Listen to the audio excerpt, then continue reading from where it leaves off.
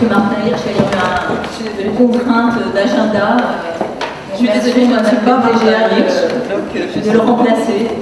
Merci beaucoup. Je suis Sophie Bertéja et j'ai la haute responsabilité de diriger la direction des patients, usagers et associations à la PHP. Je suis désolée pour vous et puis je pense que Martin Hirsch est lui aussi extrêmement désolé. Il m'a demandé de vous faire savoir. Je pense que son agenda est pratiquement ingérable en fin d'année, comme peut-être beaucoup d'entre nous.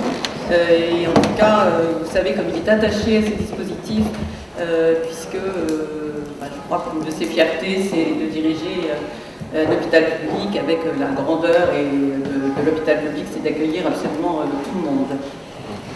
Voilà, donc ça c'est vraiment quelque chose qui lui tient à cœur, qui est illustré par le déploiement des passes au sein de la paix.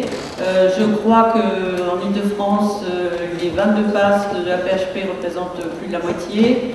On a des passes transversales, on a des passes dédiées, on a des passes spécialisées, on a 3 passes bucco-dentaires, on a une passe en psychiatrie, et puis, preuve du développement et de l'appui de l'ARS aussi, nous sommes sur le point d'ouvrir une passe ophtalmo à l'Hôtel-Dieu. Voilà, et je voulais d'ailleurs souligner tout dans ce travail de coordination des passes qui est assuré chez nous, je pense que beaucoup la connaissent par Corinne Lamouche, l'articulation étroite et le soutien de l'ARS et des délégations territoriales. Alors le sujet, je crois qu'il est imparti, auquel je dois répondre, c'est compliqué, c'est hospitalité et innovation. Alors l'hospitalité, c'est un sujet qui fait résonance puisque la direction, la DPUA, a tenu avant-hier une journée sur l'hospitalité à l'hôpital qui a été ouverte par des regards croisés de médecins, de philosophes, de représentants d'usagers. Au fond, vous l'avez dit sous plusieurs formes, l'hospitaliser, c'est le soin et le prendre soin. C'est, comme l'a dit Cynthia Fleury au cours de cette journée, c'est combler l'inégalité qu'elle appelle inaugurale entre le soignant qui sait faire, qui est dans un environnement familier, et puis le soigné qui vient, parce qu'il n'a pas choisi, mais parce qu'il est obligé de venir, qui a perdu ses repères, qui est dans un environnement qu'il ne connaît pas, d'où cet enjeu de l'accueillir, de le rassurer, de l'informer et de l'accompagner. Alors, l'hospitalité, c'est évidemment une tradition, je ne vais pas m'étendre là-dessus, mais c'est aussi un enjeu de modernité. Un enjeu de modernité à l'heure des enjeux technologiques, de l'avènement des objets connectés, et puis surtout, évidemment, au sein de l'hôpital et de la politique portée par le ministère et par tous, à l'heure du virage ambulatoire. Donc, nous avons eu lors de cette journée 2 tables rondes, enfin 3 tables rondes, mais dont 2 illustrant l'hospitalité au sein de l'hospitalisation conventionnelle, et puis une autre, justement, sur l'hospitalité au cœur de la prise en charge ambulatoire, chirurgie ambulatoire, médecine ambulatoire. Avec les 2 questions sous-jacentes, comment être aussi hospitalier finalement sur une courte durée que sur une longue durée qui peut intégrer des temps morts, des temps de partage, des colloques singuliers. Comment être aussi hospitalier? Et la deuxième question, vous la voyez venir, c'est est-ce que ce virage ambulatoire est adapté aux populations qui comprennent mal la langue, qui sont complètement désinsérées, on les soumet à un rythme, à une cadence et à l'horloge de l'hôpital, alors qu'eux-mêmes ont perdu souvent le sens de la montre, voilà. Donc c'est souvent, ces temporalités ne sont absolument pas les mêmes. Donc voilà, quand on dit hospitalité et innovation, c'est plutôt comment aller de l'hospitalité à l'innovation, et au fond, c'est un défi. Et comment relever le défi pour que ça devienne vraiment une innovation avec cet objectif magnifique d'un juste coût, d'un juste soin au juste coût. Voilà, donc cette table ronde a été particulièrement riche parce qu'effectivement elle a fait débat.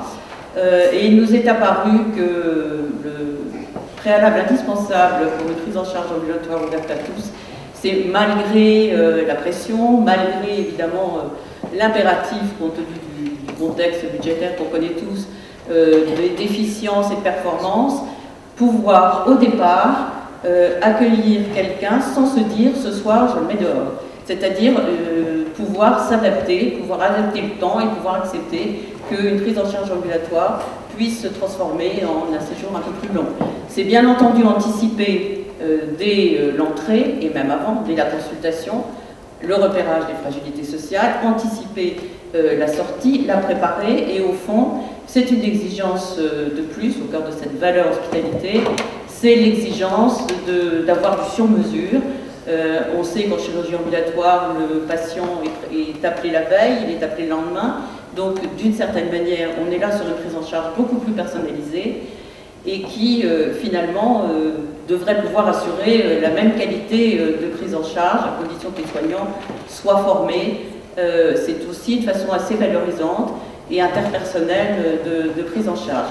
S'agissant des populations isolées, des populations dites vulnérables, des populations qui n'ont pas de toit, comment faire pour les intégrer dans la prise en charge ambulatoire?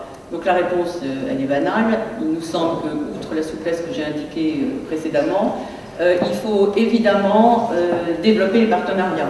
Donc ça fait des années, je regarde Katia, je regarde enfin des tas de gens dans l'assistance qu'on nous parle du lien de l'hôpital. Voilà, c'est toujours très compliqué et il faut absolument que l'un aille vers l'autre et réciproquement. On a une très belle illustration en Seine-Saint-Denis avec le réseau qui s'appelait Onco 93, son nom a changé, je ne me souviens plus, mais pourquoi il s'appelle Onco 93? Parce que maintenant il prend en charge les maladies chroniques dans des populations précaires. Il fait un travail absolument remarquable de maillage, justement, entre l'hôpital et la ville, et puis les partenariats avec les opérateurs sociaux et puis les médecins libéraux, et avec toutes les exigences que ça demande, le temps que ça demande, voilà, et en acceptant là aussi que l'ambulatoire n'est pas toujours une bonne réponse pour tout le monde, que l'éducation thérapeutique, quand on ne comprend pas la langue, etc., ça ne marche pas. Enfin, il faut intégrer la possibilité aussi de réadapter, de réinterroger la prise en charge régulièrement. Donc ça, c'est la première réponse, la nécessité absolue, et sans que ce soit la tarte à la crème qu'on évoque depuis des années, un vrai lien avec la ville, avec le médico-social, le social, avec les opérateurs, etc. La deuxième piste que nous, on développe modestement, mais on y croit, c'est l'accompagnement par les jeunes volontaires en service civique. Corinne Lamouche l'a testé récemment à l'Hôtel-Dieu. On a des jeunes volontaires en service civique qui sont dans la salle d'attente, qui orientent les patients, qui les accompagnent jusqu'à la pharmacie, qui prennent le temps d'essayer de comprendre leurs questionnements, qui les rassurent. Et puis à terme, on a même l'ambition, puisque ces jeunes s'autonomisent au fur et à mesure, il faut les considérer vraiment comme ayant cette capacité d'autonomie, les faire sortir de l'hôpital, les accompagner pour les démarches administratives, dans les CEPAM, dans les CAF, etc. Voilà, donc on a dans notre objectif le fait de développer ce volontariat au sein des PAS. Alors, hospitalité, innovation, est-ce que c'est encore un défi? Je pense que oui, on est à la croisée des chemins. Est-ce que c'est un objectif? Oui. Est-ce que ce juste soin au juste coup, on y arrivera? Je pense que oui. Mais voilà, je pense qu'il faut être souple, s'adapter, y aller collectivement, modestement. Et je pense qu'un jour, de toute façon, il n'y aura plus cette barrière entre l'hospitalisation conventionnelle, complète, et l'hospitalisation ambulatoire. On aura un continuum et voilà, tout ceci se fera naturellement. Merci beaucoup.